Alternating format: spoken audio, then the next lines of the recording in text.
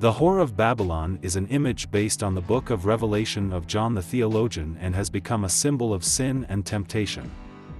In the modern understanding, the harlot of Babylon is a woman of easy virtue, but her image is still the subject of various interpretations and disputes.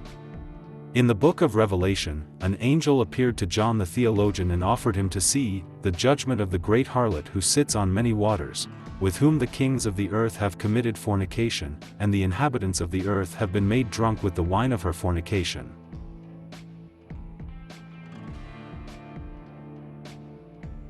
The angel led John into the desert, where he saw a woman sitting on a scarlet beast, full of names of blasphemy, having 7 heads and 10 horns. And the woman was clothed in purple and scarlet, and adorned with gold and precious stones and pearls, having a golden cup in her hand full of abominations and filthiness of her fornication, and on her forehead was a name written, Mystery, Babylon the Great, the mother of harlots and of the abominations of the earth. I saw that the woman was drunk with the blood of the saints and the blood of the martyrs of Jesus, and when I saw her, I marveled with great wonder. Here it is worth making a small clarification. 7 heads, these are, perhaps, the kings of the earth, 5 of them have fallen, 1 rules, the last has not yet come and will not be long.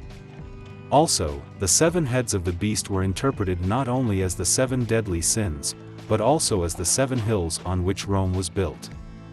The 10 horns are 10 kings, who will be replaced by 1, that is, the Antichrist. The interpretation of other symbols is also interesting. The scarlet beast is the Antichrist. Its color symbolizes power, which is associated with a large amount of blood. Purple symbolizes the kingdom, and the golden cup is a false teaching that many will believe. In John's story, the image of the harlot is personified in Babylon, because in Greek the word city is feminine. Thus, the Babylonian harlot is not a woman, but a metaphor for Babylon, the city of dishonor and debauchery. It is compared to other cities destroyed by God for sins and debauchery, Sodom and Gomorrah. And he cried mightily with a loud voice, saying, Babylon the Great is fallen, and is become the habitation of demons, and the hold of every foul spirit, and the hold of every unclean and hateful bird, for she has made all nations drink of the wine of the wrath of her fornication. The priestesses of the temples of Asia Minor can serve as a historical prototype of a harlot. The earliest description of temple prostitution in Babylon was made by Herodotus. Another historical prototype can be Messalina, the 3rd wife of the Emperor Claudius. Her debauchery is vividly described by Tacitus and Suetonius. John the Theologian, who wrote his Apocalypse after Messalina's death, could have heard of her adventures and embodied her image in the Babylonian harlot. Messalina became famous for coming to one of the Roman lupanaria, that is, a brothel, at night under the guise of a prostitute.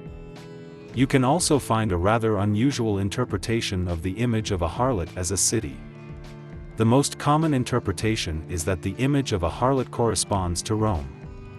You can also find a theory according to which this city is Jerusalem, and even Moscow. The Babylonian harlot is depicted according to the sacred text as a woman in expensive clothes, usually purple, sitting on a 7-headed beast, with a cup in her hand. The wealth and beauty of the harlot are not eternal. Very soon she will be thrown into poverty, nakedness and loneliness, like the beast, who will go to destruction, and those who dwell on the earth, whose names are not written in the book of life, will marvel, seeing that the beast was, and is not, it is said in the Revelation of John the Theologian.